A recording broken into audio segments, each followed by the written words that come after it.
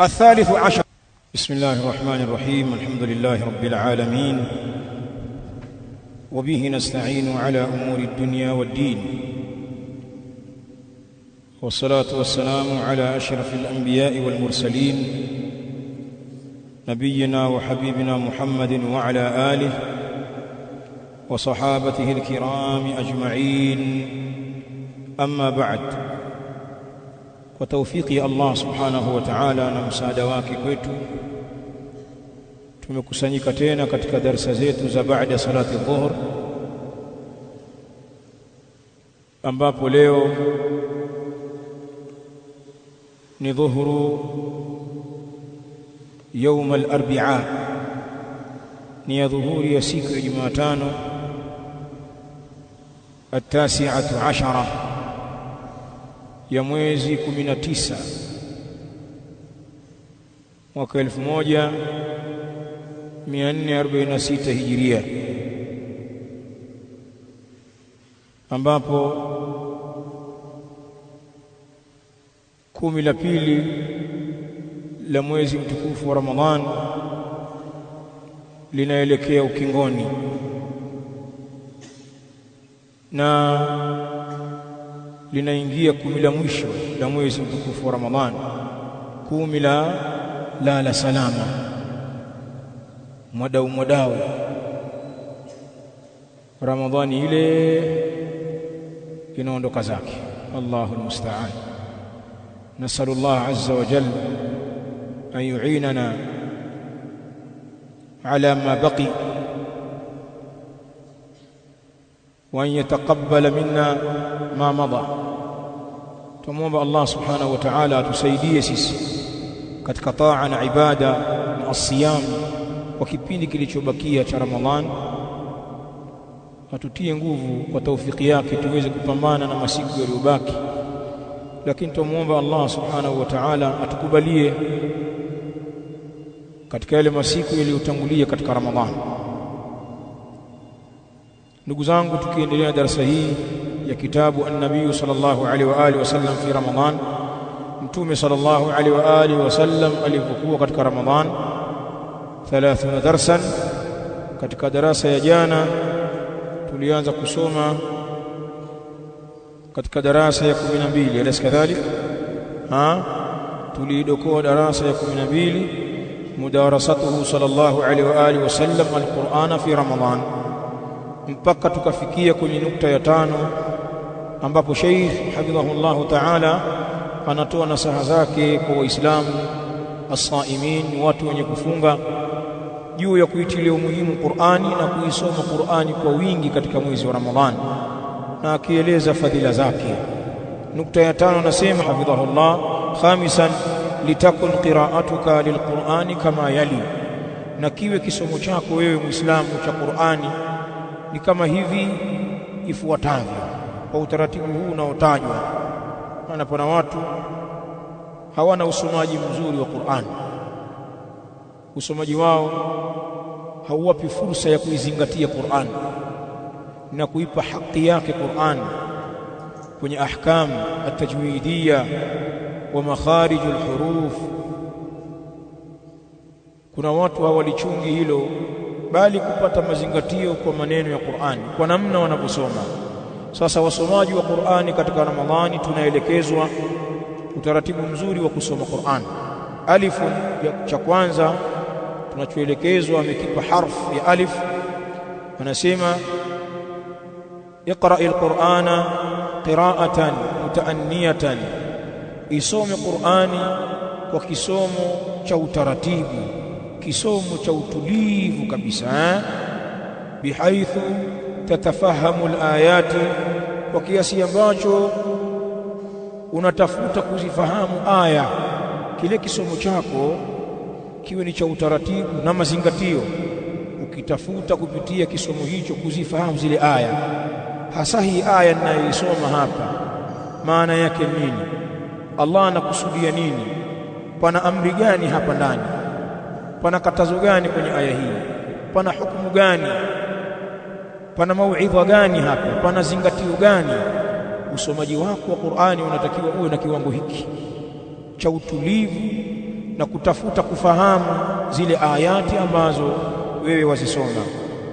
Wa min dhalik, na miongoni mwa hilo la kisomo cha utaratibu, at-tadabburu idha mararta biayatin fiha dhikru aljanna fas'alillaha aljanna.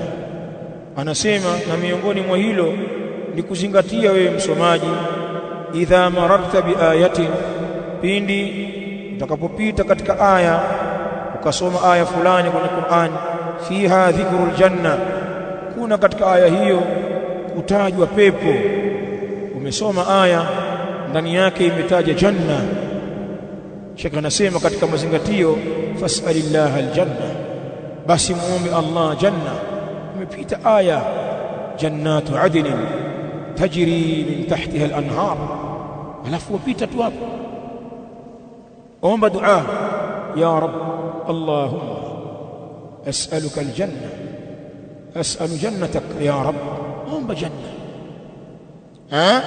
Ukipita aya kuna ndani yake kutajwa pepo, omba pepo.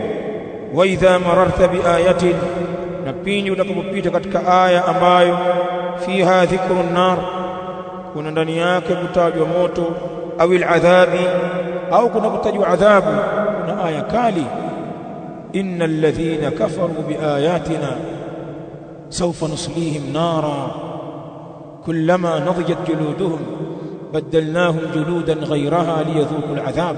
Unapitaje hapo bila kufanya taawudh?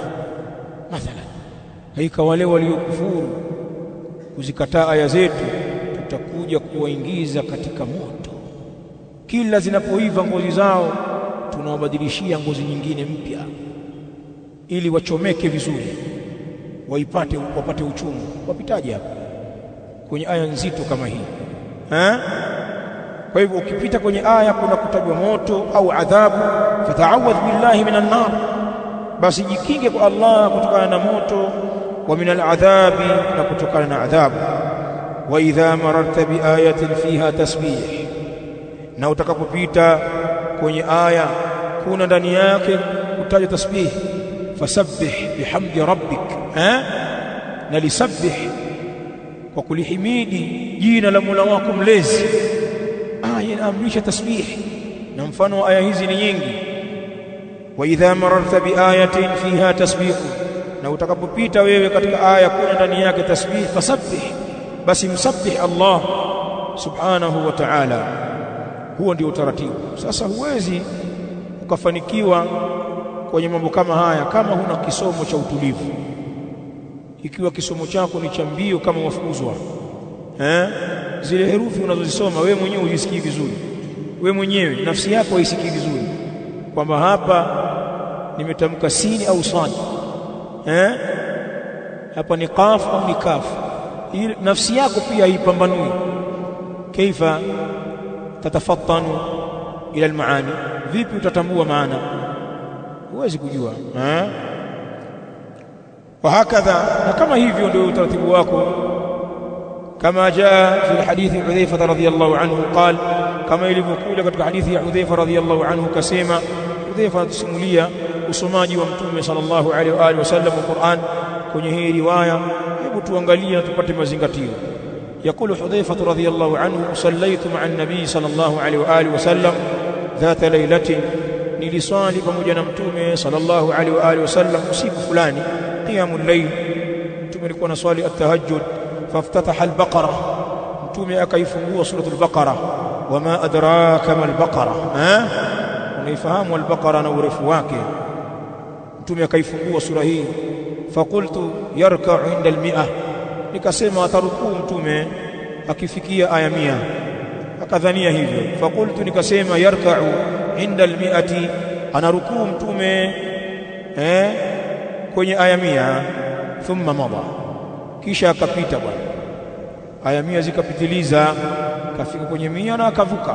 Faqultu yusalli biha fi rak'atin, nikasema huenda anaswali kwa hiyo bakara hiyo rakaa moja, labda hii rakaa moja kaiandalia ni bakara nzima. Famadha, akapita.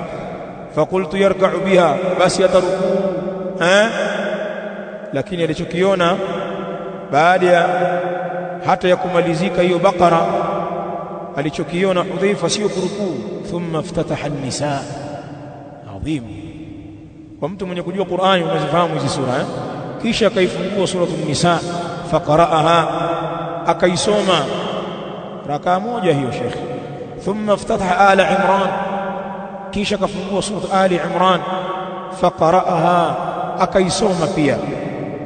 Sasa angalia anachosema, yaqra'u mutarassilan ay murattilan, anasoma kwa utulivu. Yaqra'u mutarassilan, anasoma hali ya kuwa ni mwenye utulivu kwenye kisomo chake, kiraa cha taratibu kabisa. Idha marra biayatin fiha tasbihun sabbah, akipita Mtume alayhi salam katika aya ambayo kuna ndani yake kumsabihi Allah, anamsabih. Yaqulu subhanak subhanak. Wa idha marra bisualin sa'al, na akipita kwenye aya ya kuhimiza kuomba, anaomba. وقال ربكم ادعوني استجب لكم ان الذين يستكبرون عن عبادتي سيدخلون جهنم داخرين. يدعو مفهوم. واذا مر بسؤال سأل، na akipita katika aya ya kuomba anaomba. واذا مر بتعوذ تعوذ, na pindi atakapopita katika aya ya kujikinga na Allah na shari fulani na balaa fulani, anajikinga alayhi salatu wassalam. Huo ndio ulikuwa usomaji wake bwana. Hudhaifa anasema thumma raka'a, kisha hapo ndio akaruku kutokea Baqara mpaka mwisho Ali Imran. Baqara akaitanguliza An-Nisa, alafu kaleta Ali Imran. Thumma raka'a, kisha akaruku. Faja'ala yaqul, na akawa anasema alayhi salatu wassalam, subhana rabbiyal azim, ile dhikri ya kwenye rukuu. Ametakasika Mola wangu mlezi aliye mkubwa, jalla jalaluhu. Fakana rukuuhu nahwa min qiyamihi, Hudhaifa anasema na ikawa rukuu yake ni katika uwiano wa kisimamo chake, yani ile rukuu urefu wake ni kama urefu wa kile kisimamo. Thumma qala, kisha akasema sami'a Allahu liman hamida, akaitidali. Thumma qama tawilan, kisha akasimama kwa urefu, akasimama kitambo kirefu kwenye itidali yake. Qariban mimma raka'a, kwa kukaribia kile kiasi alichorukuu. Kisimamo cha itidali hakikuwa kifupi, pia kikawa ni kirefu, kinakaribia urefu wa rukuu yake, na ile rukuu yake urefu wake na kile kiraa chake sawa sawa. Thumma sajad, kisha akasujudu alayhi salatu wassalam. Faqala subhana rabbiyal a'la, akasema ametakasika Mola wangu mlezi aliye juu. Fakana sujuduhu qariban min qiyamihi, na ikawa sujudi yake ni karibu na kisimamo chake. Swala ndefu yenye khushu' na utulivu kwenye qiraa na zile nguzo na wajibati akitimiza Mtume sallallahu alaihi wa alihi wasallam. Rawahu Muslim. Hii ndio qiyamul layl ya Mtume sallallahu alaihi wa alihi wasallam. Fama baluna, jawabu tunalo.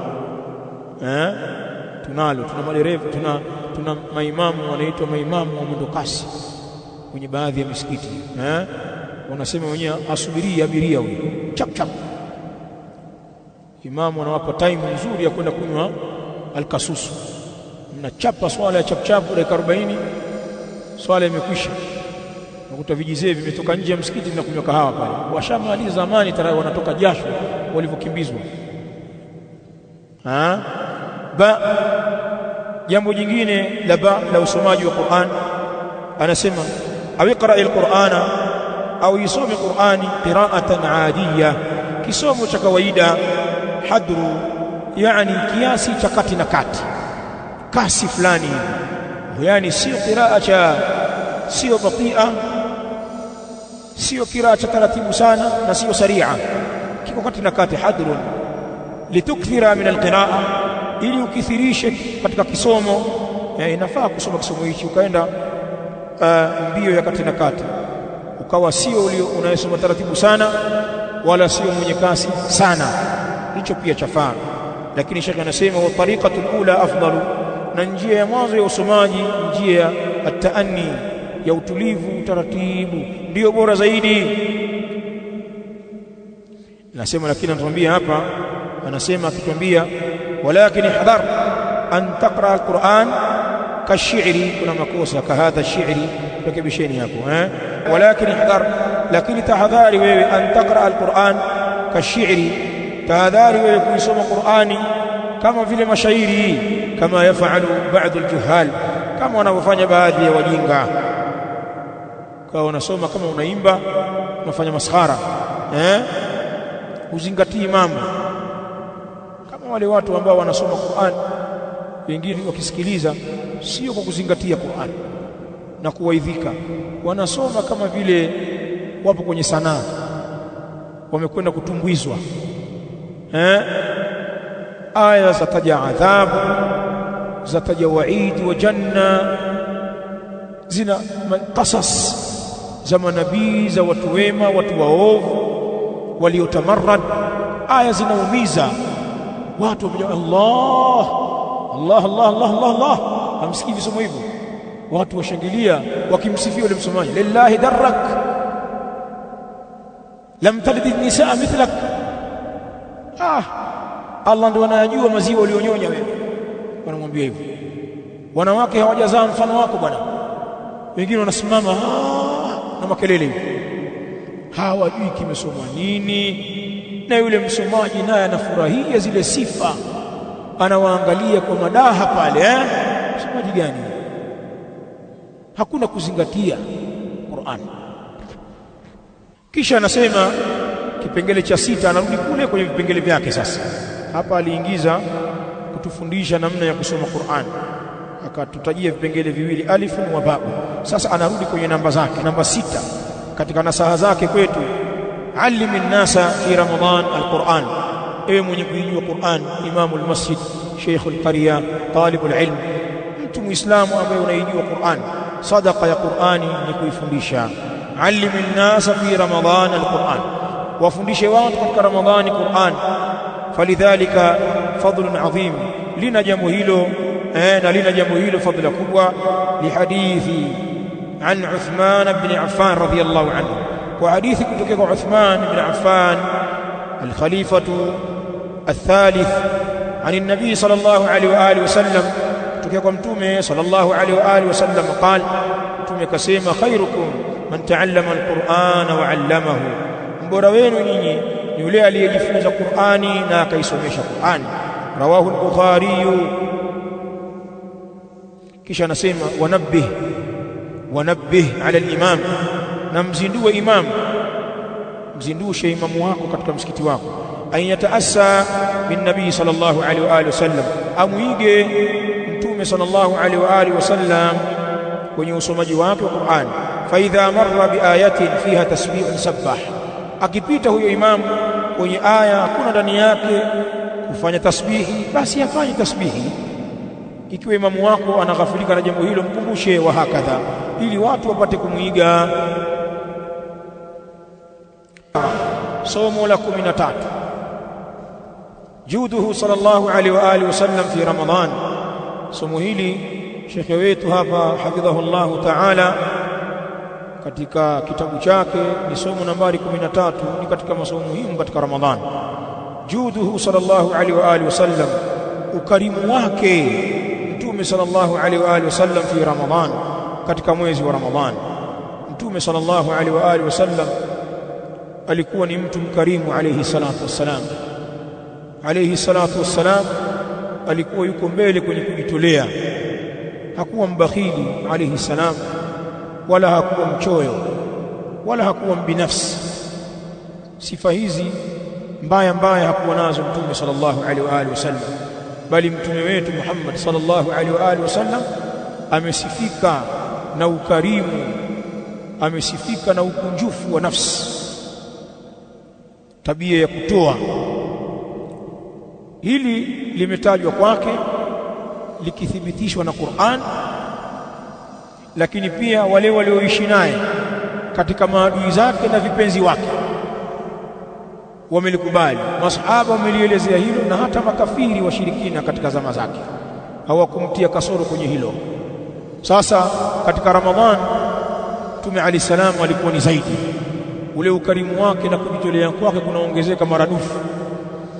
Juduhu sallallahu alaihi wa alihi wasallam fi Ramadhan, ukarimu wake, aljud huwa alkaram, ukarimu wake Mtume Ali salam katika Ramadhan.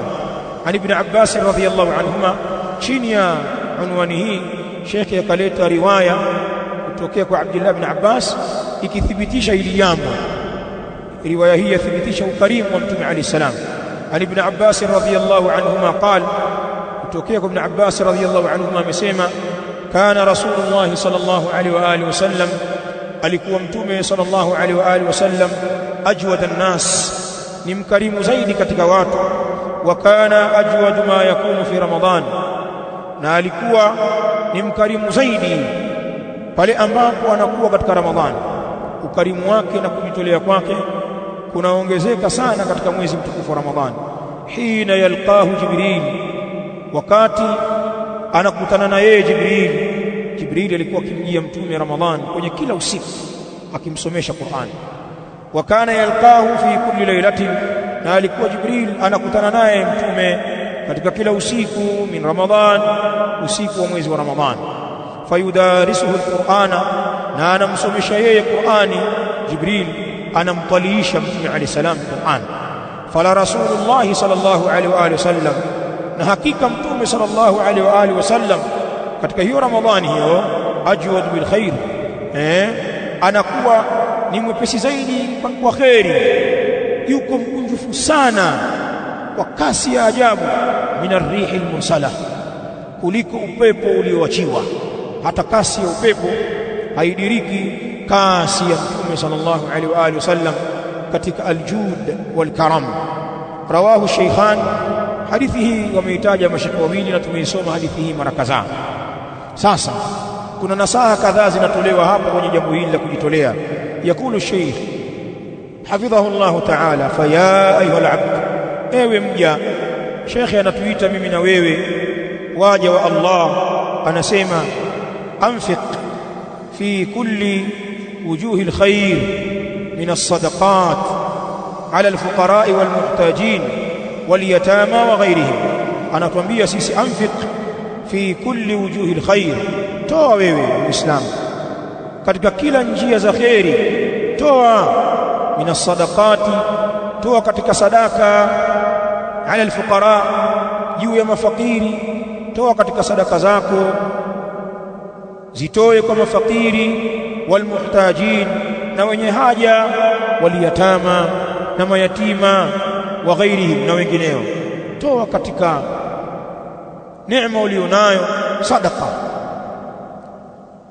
uzielekeze sadaka zako katika njia za kheri kama hivi, ukawapa mafakiri katika waislamu wenzako, muhtajin, watu wenye shida mbalimbali, wenye haja zao, wajane, wagonjwa, wazee wasiokuwa na watu wa kuwatizama. Unaona bwana, tulabul ilm, wanafunzi wenye kusoma dini ambao muda wao wameutenga kusoma, hawana shughuli yoyote, wamejitoa wakfu kwa ajili ya Allah, wape watu hawa, mayatima wa ghairihim, na wengineo. Shaka nasema washab min rasidika waj'al dhalika li akhiratik, natoa kama ni kwenye ATM, nenda kadraw pale, washab min rasidik, hebu katoe, toa katika akiba yako ulionayo. Si una deposit zako kwenye account huko, nenda kavute pale, nenda katoe katika akiba zako. Waj'al dhalika li akhiratik, na ulijalie hilo ni kwa ajili ya akhira yako. Wa'lam, Sheikh anasema wallah, nafahamu annama anfaqtahu huwa alladhi lak, kwamba kile ambacho umekitoa wewe sadaka ndio chako. Hebu lisikilize hili jambo. Wa'lam, nafahamu muislamu, annama anfaqtahu, kwamba kile ambacho umekitoa wewe huwa alladhi lak, ndicho ambacho ni cha kwako.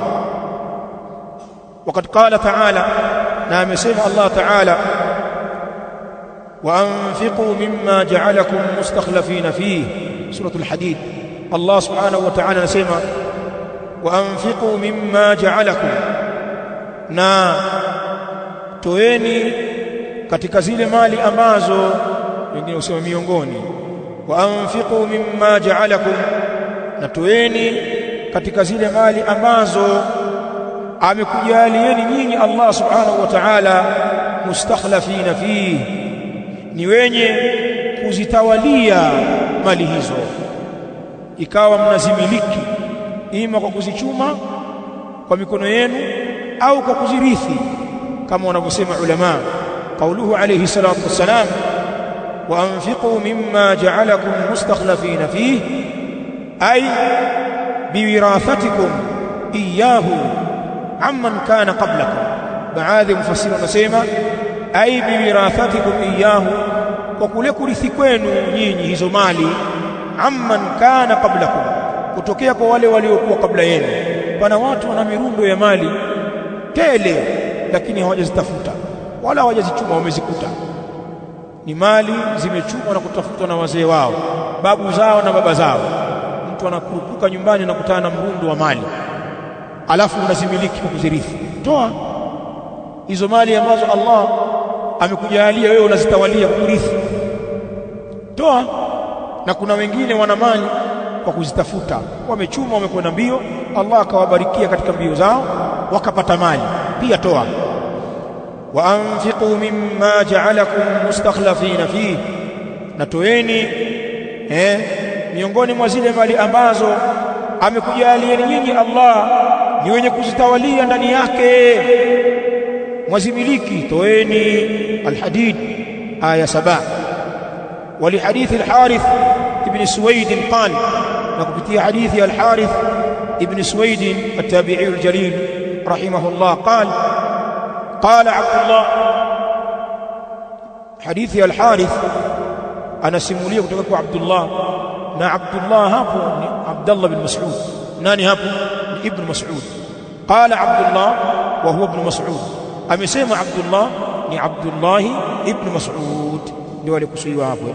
Qala an-nabiy sallallahu alaihi wa alihi wasallam, Abdullah ibn Mas'ud anasema, amesema Mtume sallallahu alaihi wasallam akiwauliza masahaba zake siku moja, ayyukum malu warithihi ahabbu ilayhi min malihi.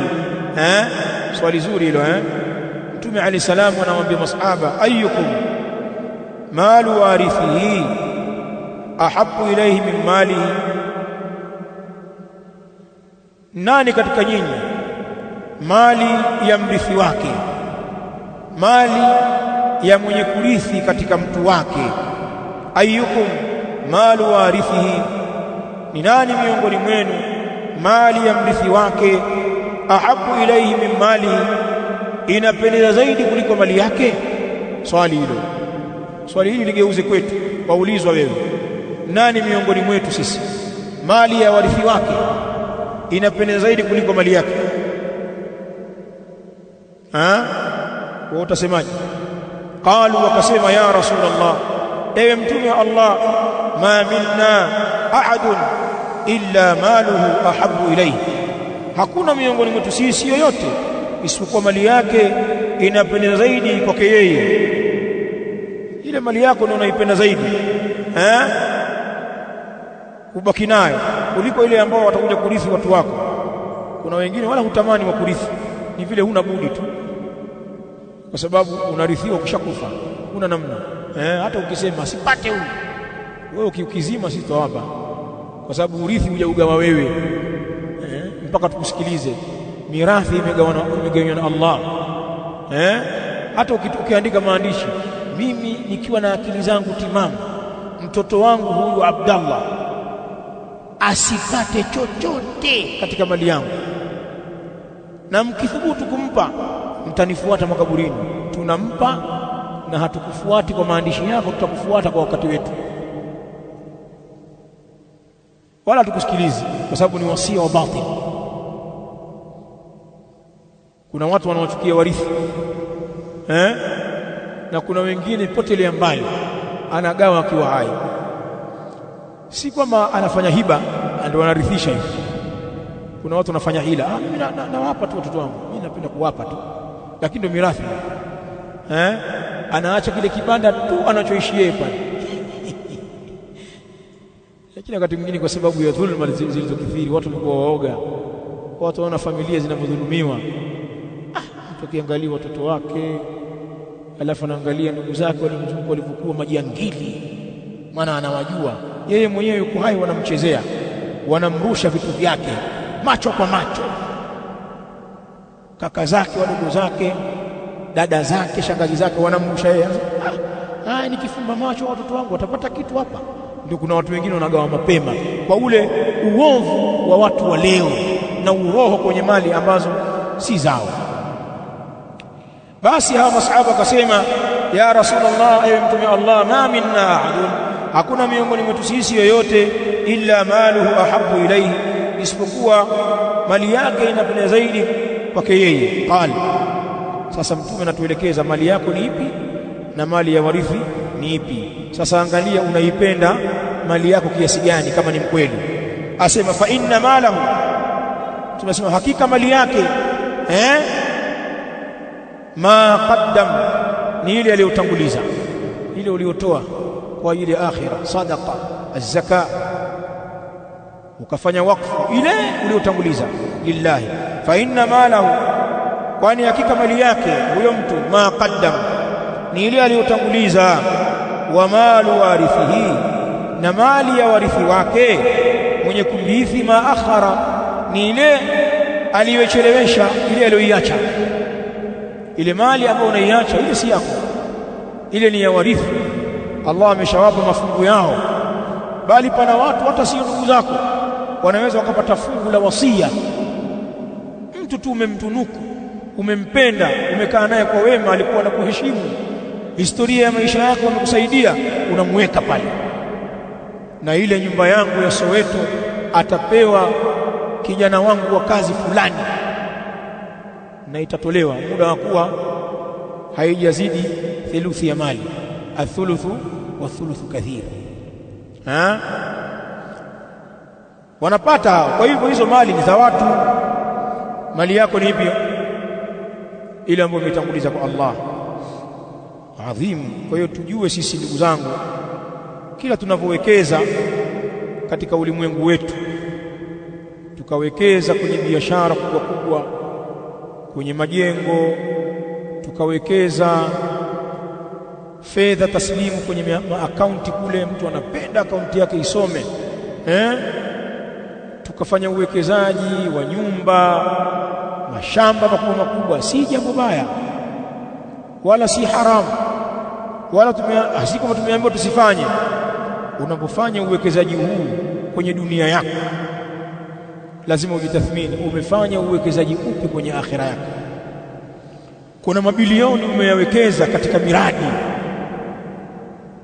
miradi mikubwa ya kiuchumi hapa duniani, mpaka unaitwa mwekezaji.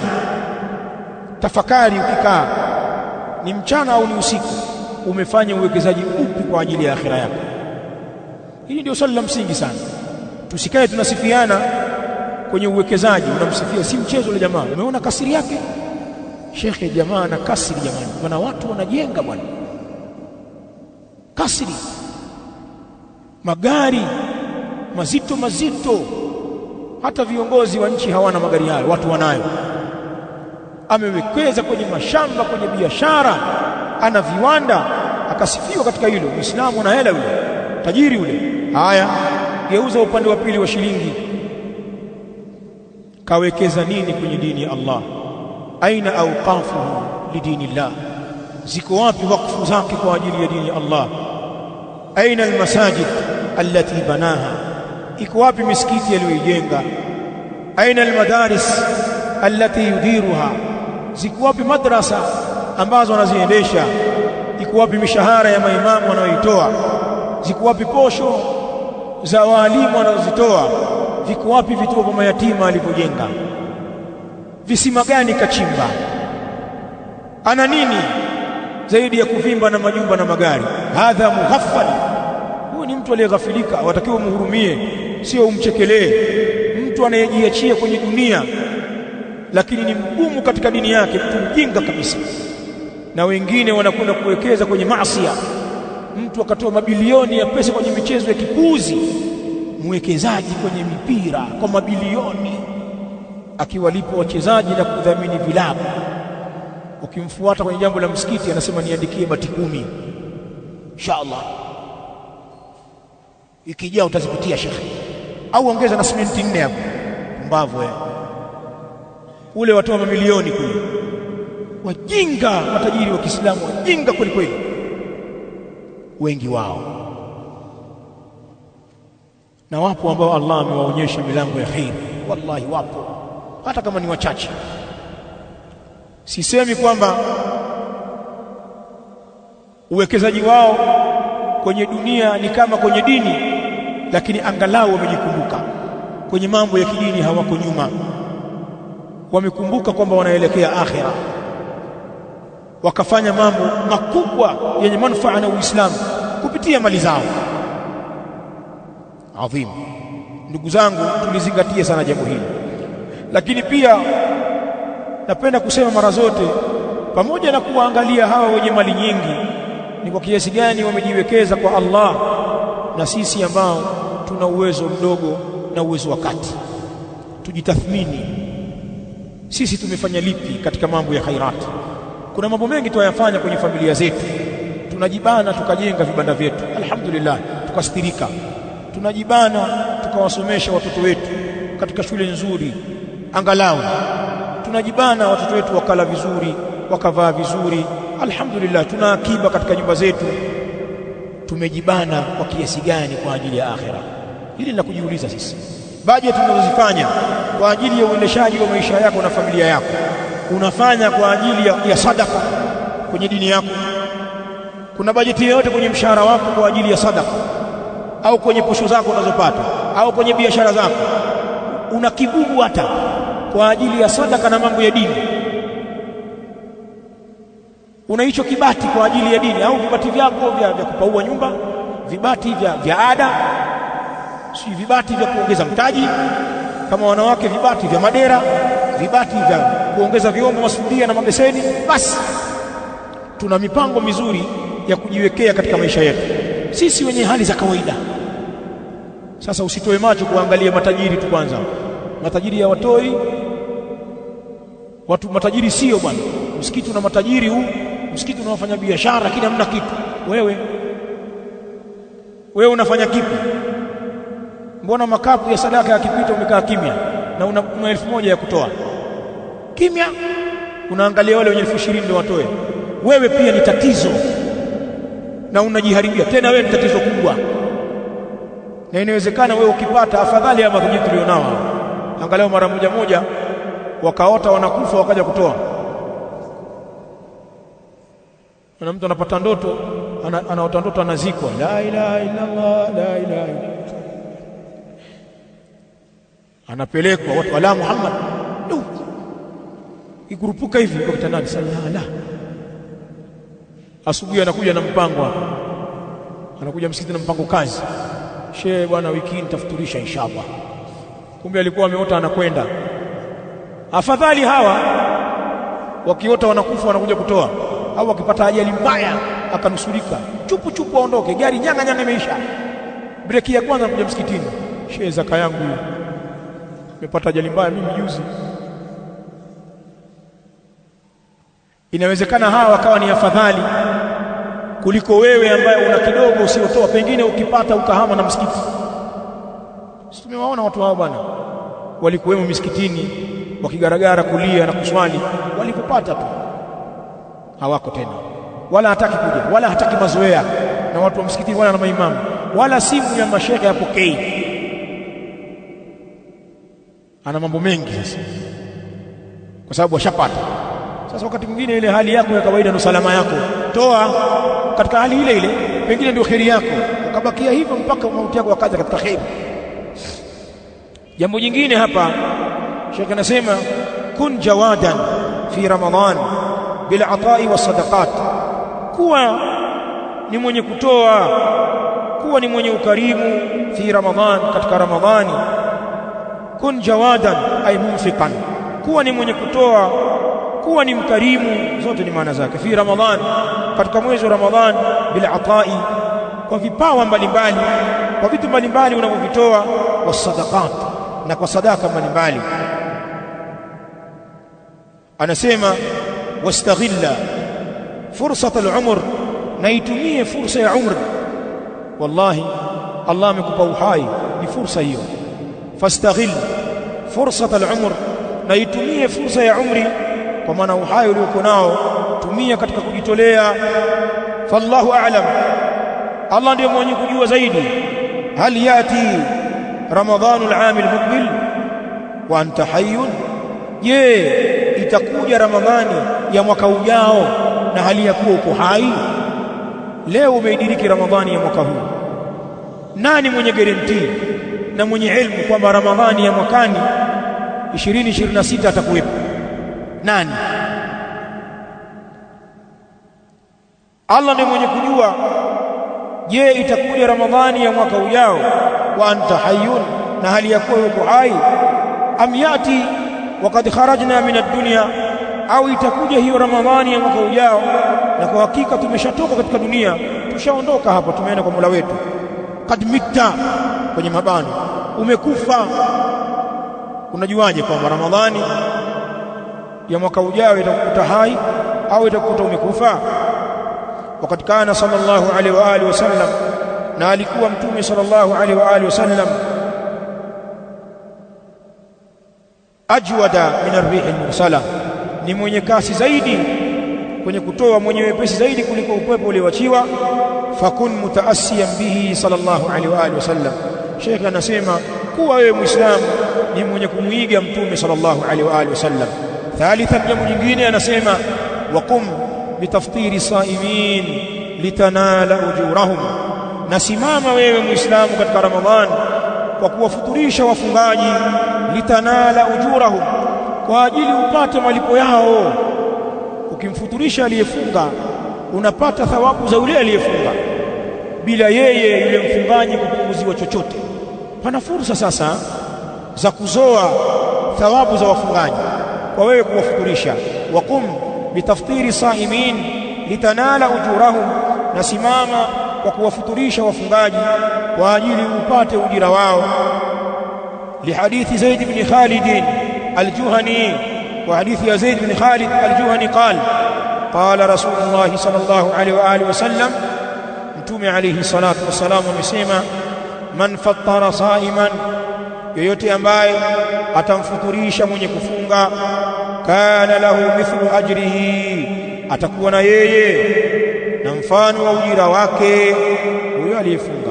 Ghaira annahu, isipokuwa hakika mambo yalivyo, la yanqusu min ajri as-saimi shay'a, haupungui katika ujira wa mfungaji chochote. Wewe mfuturishaji utapata ujira kwa wale ambao unawafuturisha. Wewe mfuturishaji utapata ujira kama ule ambao wanapata wale waliofunga ambao unawafuturisha, lakini hawa wafungaji hawapunguziwi ujira wao. Allah ni mkarimu kwenye kutoa kwake. Rawahu Tirmidhi, hadithi hii kaipokea Imam Tirmidhi. Sheikh anasema i'lam, fahamu pia, nasaha ya 4 hiyo, anna ma tuqaddimuhu min malik huwa rasiduka alhaqiqi min malik.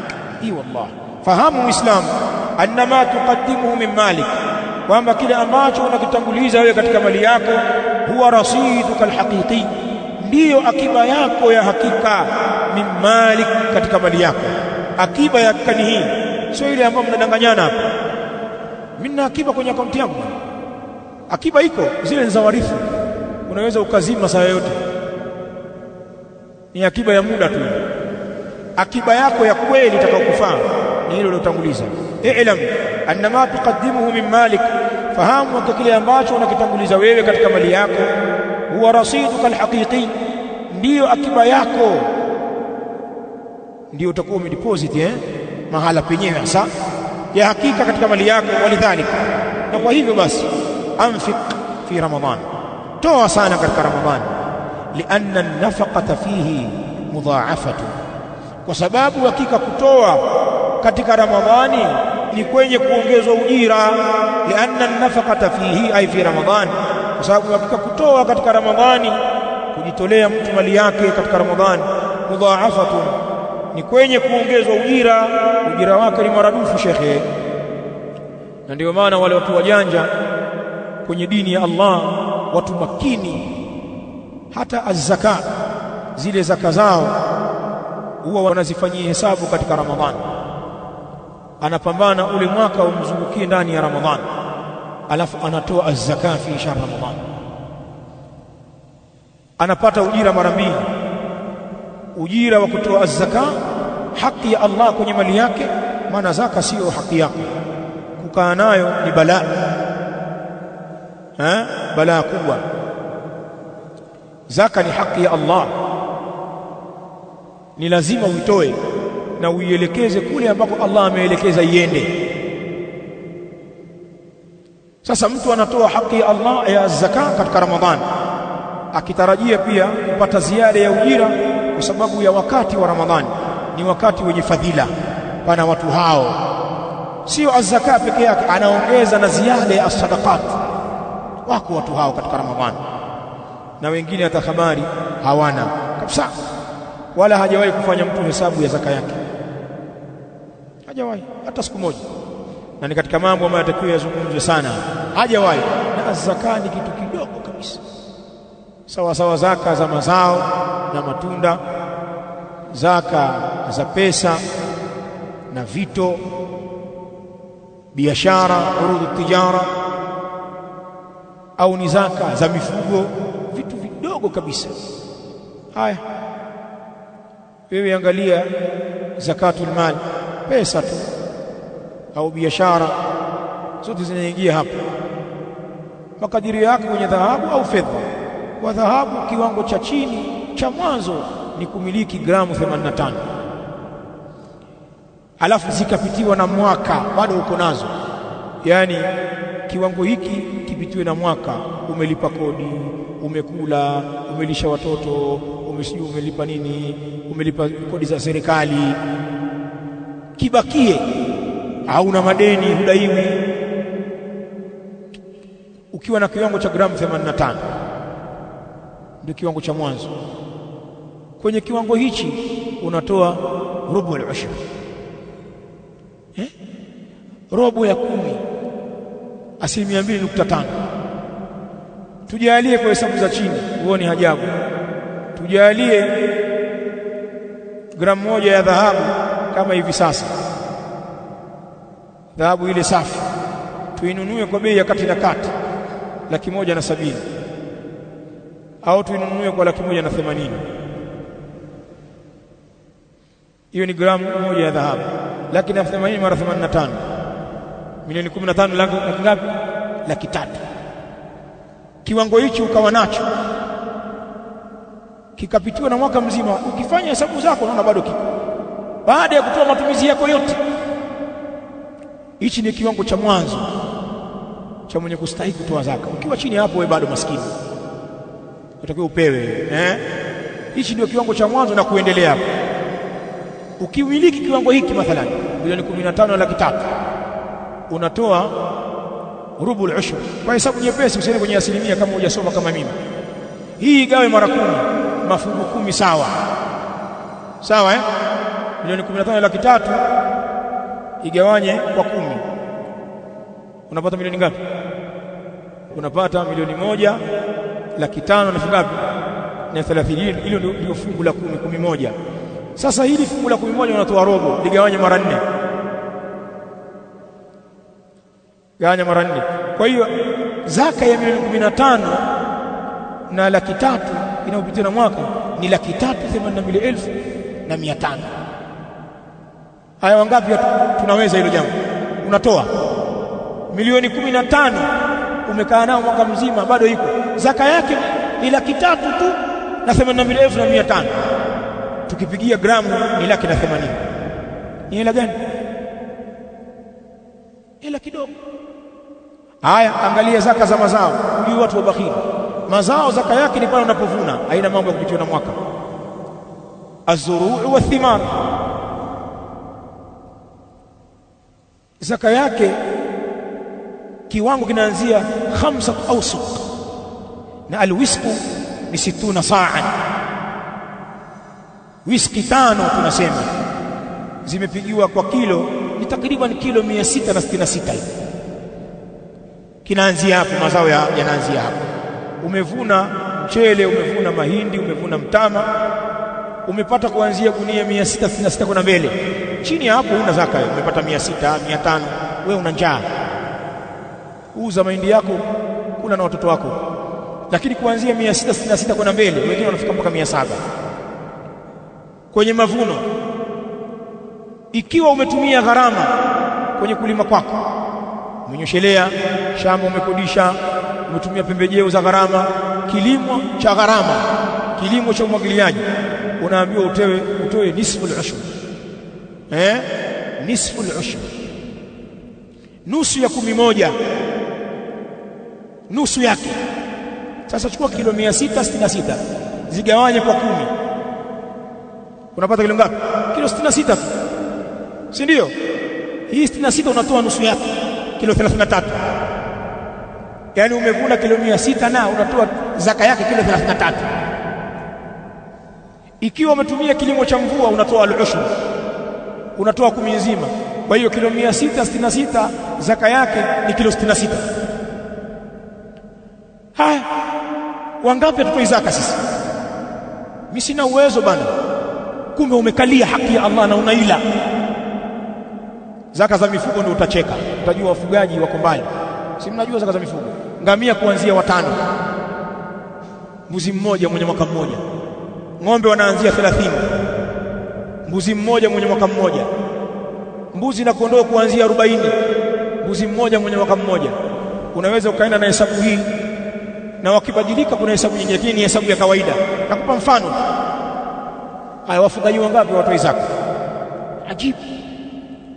Sasa pana watu wanazuia zaka, sikwambii sadaka, lakini pana watu katika Ramadhani wanaachilia zaka na sadaka. Kafanyeni hesabu kwenye mali zenu, msikae na haki za Allah mkashangilia tu.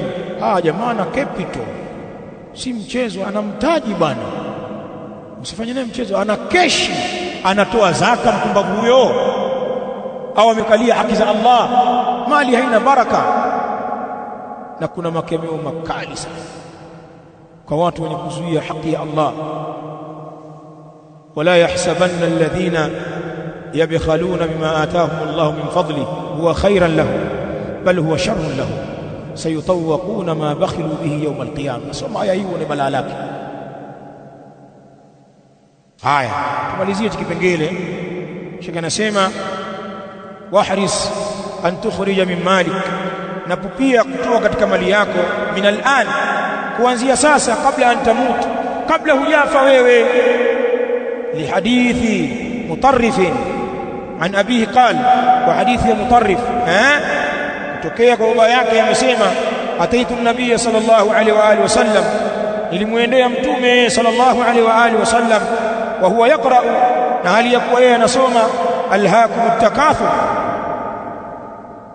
Je, kumekushughulisheni nyinyi kuzikusanya mali, ikawa mmeshughulika kukusanya mali kwa wingi na kuipenda dunia, hata zurtumul maqabir, mpaka mkayazuru makaburi, mpaka mkafa? Yani mauti yamewakuta, mnakimbizana tu kwenye mali. Alhaakum at-takathur, alimkuta mtume anayesoma aya hii. Je, kumekushughulisheni nyinyi kukusanya mali? Ay shaghalakum jam'u al-mal wa hubbu ad-dunya. Qal, mtume anasema, yaqulu ibn adam, anasema mwanadamu kwa vile anapopenda mali, mali mali mali yangu mali yangu. Na ndio maneno yetu haya, ndio maneno yetu haya, hela yangu bwana, mali zangu bwana, duka langu, ofisi yangu, kiwanda changu, ndio maneno yetu haya. Tumenasema, wanasema hivyo, mali mali mali yangu mali yangu. Qal, wa hal laka ya ibn adam min malik illa ma akalta fa afnaita. Na huna wewe, wa hal hapo ilipo ni nafia wala si istifahamu. Hal ay malak, huna wewe, hal hapo ilipo ni nafiyatun, barakallahu fik. Wa hal laka ya ibn adam, na huna wewe mwanadamu, min malik, katika mali yako, illa ma akalta fa afnaita, isipokuwa ni ile ambayo umeila na ukaimaliza. Umekula machaza ukashiba ukacheua ukaenda chooni, biashara imeisha. Hiyo ni yako kwa sababu umefaidi, umepata ladha. Au labista fa ablaita, au uliovaa na ukachakaza. Umenunua pamba za kisawasawa za ghali kiwango, ukaangalia material ukavaa ukapendeza, lakini zitaisha au zitakubana au zitakuruka, utakuja kuzimaliza. Umevaa imeisha, ukasifiwa umependeza, you look smart, you look good, haya, lakini zitaisha, si ndio? Tunakuambiana nyinyi. Na kadhalika mali yako ile ambayo au tasaddaqta fa amdaita, au umetoa sadaka na ukatanguliza, fa amdaita ay faqaddamta, au ni yule uliotoa sadaka na ukatanguliza. Hizi ndio mali zako. Sasa hebu angalia ni mali ipi ambayo ina umuhimu kwako, maana mali zako ni moja katika hizi tatu. Si unasema mali kiuhalisia sio zako, unasema tu zako ni tatu. Ni ile uliyokula katika uhai wako ukaimaliza, uliotumia kuvaa nguo zikachakaa, au ulioitanguliza ukatoa sadaka ukaitanguliza, ndio yako. Sasa hizo zingine si zako, ni za watu wengine. Sisi tumeishia kuzuia mali ambazo si zetu, au katika mali zetu tutumia zile tunazokula na kuvaa, basi ambavyo vinakwisha. Ile mali yetu nyingine yenye faida kubwa ya kutoa sadaka tukatanguliza, hatuifanyi kazi. Adhim, rawahu Muslim. Hadithi hii ipo kalima Muslim rahimahullah. Weka nukta hapo tumevuta kidogo leo. Tutamalizia darasa hii inshallah katika darasa yetu ya kesho, na baada ya hapo kuanzia Jumamosi tunaingia mlango gani? Tunaingia mlango wa 21, si ndio? An-Nabii sallallahu alaihi wa alihi wasallam fi al-ashr awakhir min Ramadhan, mlango wa 21 huko ukurasa wa 64, ukurasa wa 64 inshallah taala. Subhanakallahumma bihamdik, ashhadu an la ilaha illa ant, astaghfiruka wa atubu ilaik. Allahumma barik, jazakumullahu khairan.